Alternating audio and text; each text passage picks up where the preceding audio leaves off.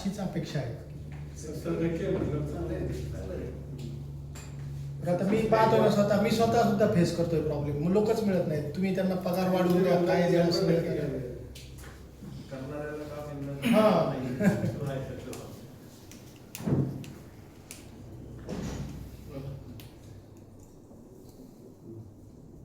आज रामनवमीच्या निमित्ताने आपण सगळे पत्रकारांचं मी आभारी म्हणून स्वागतही करतो की आपण सर्वांनी या 28 तारखेला येऊ घातलेल्या रोजगार मेळाव्यानिमित्त त्याला प्रसिद्धी देण्याची उद्देश आपण इथे आलात. आपल्या माध्यमातून जास्तीत जास्त लोकांपर्यंत आज सगळ्या रोजगार मेळाव्याची माहिती पोहोचणार आहे. तर मी सर्व पत्रकार, शेट्टी साहेब, विद्या मंदिर संस्थेच्या सगळ्या पदाधिकारी, सगळ्या शिक्षक वर्गाचे आभार आहे की कोणत्याही अपेक्षेविना इराणी संस्था असेल, शेट्टी साहेब असतील, इराणी विद्या मंदिरचे फॅसिलिटी उपलब्ध करून देतात या सगळ्या चांगल्या कार्यासाठी. तर येत्या 28 तारखेला साधारण सकाळी 9 वाजता आपण रोजगार मेळाव्याची सुरुवात करत आहोत. याच्यामध्ये आपल्याला जो रोजगार आहे तो ITI डिप्लोमासाठी ऑन रोलच्या संधी आहेत. कमवा आणि शिकवा याच्या माध्यमातून 10वी-12वीच्या ज्यांचं शिक्षण चालू आहे त्यांना सुद्धा याच्यामध्ये काम करता येणार आहे.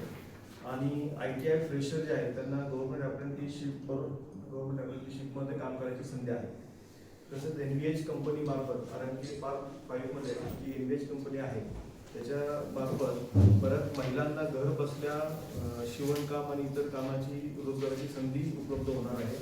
आणि ही संधी खरं शायनर आणि DMC यांच्या मार्फत उपलब्ध होत आहे. हे याच्यातला मोठा दुवा आहे त्या सगळ्या रोजगाराच्या याच्यातला. त्यांचे मी आभार मानतो.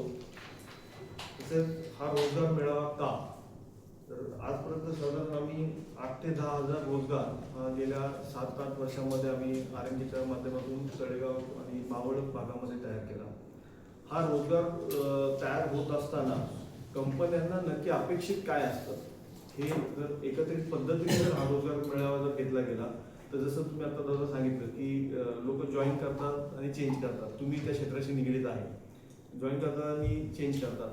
रोजगार मेळाव्याच्या माध्यमातून जे लोक कामगार ह्या कंपन्यांना जुळतात त्यांचं प्रबोधन तिथं केलं जाऊ शकतं या ह्याच्यात. तर तो आमचा मेन उद्देश आहे की कामगार कंपनीत जाताना फक्त कामगार म्हणून न जाता तो एक चांगल्या विचाराने त्यांच्याशी जुडला जावा. त्यांना चांगल्या विचाराने गेलेला कामगार जर जुडला गेला तो लॉंग टर्म तिथं राहू शकतो. त्याच्यातही चांगले बदल त्याच्यातून घडले, कंपनीही त्यांना कायमस्वरूपी एक चांगला माणूस त्यांना भेटू शकतो. हा त्याचा उद्देश असतो. दुसरं रोजगार मेळावा का, तर आपण बऱ्याच कंपन्यांमध्ये बघतो की स्थानिक असेल किंवा कोणत्या पुढाऱ्यांच्या मार्फत काम लागलं जातं. तर तो कामगार 50% कंपनीशी लॉयल असून 50% त्या पुढाऱ्याशी लॉयल राहतो. तर तसं न होता त्याच्या डोक्यावर फक्त त्याचा त्या कंपनीशी, कंपनीचा त्याच्याशी हा फक्त संबंध राहावा. त्याला कोणत्याही व्यक्तीचं नाव लागू नये, त्याचाही स्वाभिमान राखला गेला पाहिजे. तर आम्हाला वाटतं की रोजगार मेळाव्याच्या माध्यमातून तो एक आपल्याला हे साधता येईल, उद्देश त्याच्यामध्ये साधता येईल. स्वाभिमान लोकांचा टिकायला याच्यात खूप चांगली मदत होईल याच्यामध्ये. आणि मागील वर्षी जे आहे तुम्ही सांगितलं, मागील वर्षी साधारण 637 जणांना रोजगार मिळाला आहे. त्यातले 70% हा सक्सेस रेशो आहे. 450 पर्यंत 400-450 पर्यंत झाले त्याच्यामध्ये कंटिन्यू झालेले. तर अशा प्रकारची रोजगार मेळाव्याची माहिती आहे. तर आपल्या सगळ्यांना विनंती आहे की जास्तीत जास्त याला आपण लोकांपर्यंत जेवढी आपण माहिती देऊ शकू जेणेकरून त्यांना या MNC कंपनीशी सगळ्या कनेक्ट होता येईल. साधारण 30 ते 40 कंपन्या याच्यामध्ये सहभागी होत आहेत या रोजगार मेळाव्यासाठी. रणजितजी, RMK स्पेसच्या माध्यमातून कोरियन कंपन्या आल्या आहेत, कोरियन कंपन्या, त्यांचा याच्यात कितपत उपयोग होईल काय? कोरियन कंपन्यांमध्ये बऱ्यापैकी आपले तुमची लोक आता काम करत आहेत. त्यातल्याही बऱ्यापैकी कंपन्या या रोजगार मेळाव्यामध्ये सहभागी होत आहेत. यात कसं होतं वेगळे सर कोरियन कंपन्यांच्या जवळपास स्थापना होऊन 1-1.5 वर्ष झाले. 1-1.5 वर्ष झाले. त्यांचे थोडंसं क्वालिफिकेशन आणि या दृष्टीने हायर पोस्ट जवळपास फुलफिल झाले. मला वाटतं ह्या मेळाव्याचे लाभार्थी थोडेसे स्किल्ड अनस्किल्ड या मिक्स टाईपचे त्याच्यातले असतात, मिक्स त्याच्यातले असतात. महेशजी किंवा विशाल विशेष करून महिलांसाठी कशा पद्धतीचे रोजगार असतील ते सांगू आपल्या शकतो? इथं शिवणकाम जे आहे कंपनीमध्ये युनिफॉर्म तयार होतात. कंपनीचे एम्प्लॉई जे घालतात त्यांचे युनिफॉर्मचे जे टी शर्ट असतात, युनिफॉर्म असतात ते आपण त्यांना घरबसल्या शिवणकामासाठी देणार आहोत. एक आमची एक नामांकित कंपनी कुरियन कंपनी, त्यांचे शीट कव्हर्स जे शिलाईचं काम आहे, शिलाईचं काम आपण त्यांना घरपोच देणार आहे. आमच्या त्याच्यामध्ये ना नफा ना तोटा, म्हणजे आम्ही त्याच्यामध्ये कुठलंही प्रॉफिट ठेवणार नाही. डायरेक्ट महिला कंपनी असं आपण ते काम देणार आहोत. हे काम देता तुम्ही महिला बचत गटाला देणार आहात की इंडिव्हिज्युअल महिलांना देणार आहात? महिला बचत गट येतील त्याच्यामध्ये, कारण की महिलांचे बरेचसे बचत गट आहेत. मग बचत गट जसं त्यांची इंडिव्हिज्युअल महिला असतील त्याच्यामध्ये ते असे करतील. साधारणतः एका कंपनीचा उल्लेख केला, किती कामगार असतील कंपनी? एका कंपनीमध्ये 500+ कामगार असतात. इयरली त्यांना युनिफॉर्म दिला जातो, नवीन रिक्रुटमेंट पण असतील. आणि कमीत कमी 10 ते 12 कंपन्यांचा ऑलरेडी आपल्याशी बोलणंही झालेलं आहे. हां, किती कॅन्डिडेट येतील असं वाटतंय तुम्हाला याच्यात मॅडम? मेळ्यामध्ये लास्ट टाइम तरी 1000 पर्यंत होते आले, त्यातले 730 लोक कॅन्डिडेट सिलेक्शन झाले होते. यावेळेस ते 1000 अधिक 11 येऊ शकतो.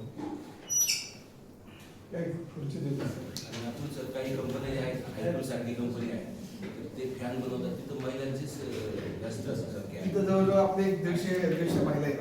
पण काही कंपन्यांमध्ये आकडे यांच्या माध्यमातून आम्ही घेतलेलं आहे. तर इथे 150 माणसं आहेत. 2 कंपन्या अजून येत्या 3-4 महिन्यामध्ये येत आहेत. एका ठिकाणी भारतातली पहिली बॅटरी शॉपिंग होणारी ट्रक तिथं मॅन्युफॅक्चर होती. तिथं नाही म्हणते इलेक्ट्रॉनिक्स आणि मेकॅनिकलमधले 500 लोक लागतील. आणि एक AI च्या ह्याच्यातली कंपनी ते साधारण 300 ते 500 AI बेस्ड इंजिनियर तिथं असते. तर त्या पुढच्या वगैरे मिळत त्या कंपनीमध्ये जाते. तर आता या 3-4 महिन्यातच त्यांचे रिक्रुटमेंट चालू होतं. ती पण चांगली संधी आहे. रणजितजी, साधारण किती कोरियन कंपनी आलेली आहेत? नावं जरा सांगितलं तर थोडंसं आम्हाला एकदा. ह्या रोजगार मेळाव्यात म्हणताय का नाही आपल्या नाही भागात? जनरल तालुक्यात आपल्या किती? साधारण 15 कंपन्या आल्यात. 15 का 17 कंपन्या आलेल्या आहेत. साधारणतः 30% रोजगारापासून विमुक्त राहिले असं काही कारण काय, त्याचं संभाव्य कारण काय ठरलं? 30%. 667 मधून साधारणतः 450 तरुणांना रोजगार कायम राहिला. बाकी 30% तरुणांचं काय झालं? त्यांना पुढचं काही शिक्षण विद्यार्थी काय करतात, हे 12वी नंतर ते परत पुढच्या शिक्षणासाठी अप्रेंटिसशिप करतात, परत सोडून देतात, पुढचं शिक्षण घेतात. त्यामुळे ते तो रेट थोडासा तिथं दिसतो. चेंज असतो, जॉब चेंज. आपल्या तळेगावमध्ये एक हायपूर नावाची कंपनी आहे. विशेषतः म्हणजे त्यांचा आपण दरवर्षी आभार करतो. ती कंपनी अशी आहे, तिथं दिव्यांग लोक घेतले जातात. म्हणजे दिव्यांग लोक घेतले जातात, त्यांना जो शेजारच्या कामगाराला जो पगार आहे तोच पगार त्याला दिला जातो.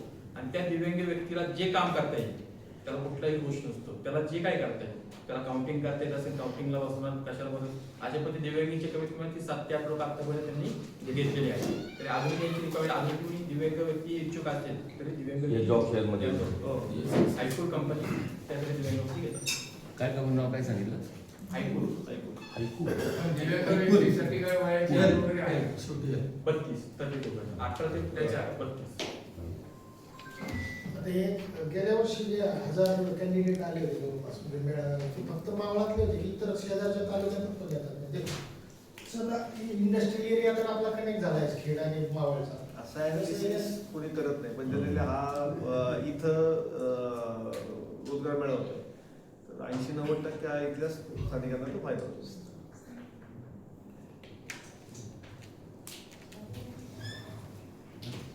आता हे तुम्ही जे इथं तुमच्या इथं रिक्रुटर येणार आहेत